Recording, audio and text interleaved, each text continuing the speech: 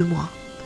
Et sur cette période, j'ai senti cette présence derrière moi, pas une ombre, pas une menace, mais une chaleur dans la nuque, comme un poids posé sur mon épaule, mais un poids pas désagréable, un poids rassurant. Et puis est venue cette certitude sans mots. Tu as le droit de voir des choses différemment, de les sentir. Tu as le droit de ne pas suivre ce qui, pour les autres, est la normalité.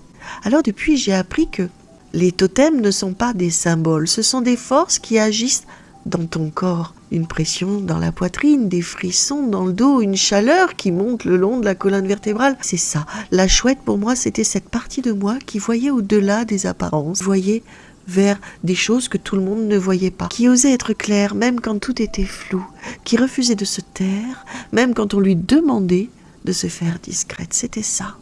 Pour les chamans, eux, ils diraient que c'est un esprit animal qui m'a choisi. Jung parlerait d'un archétype de l'inconscient collectif qui s'éveille en moi.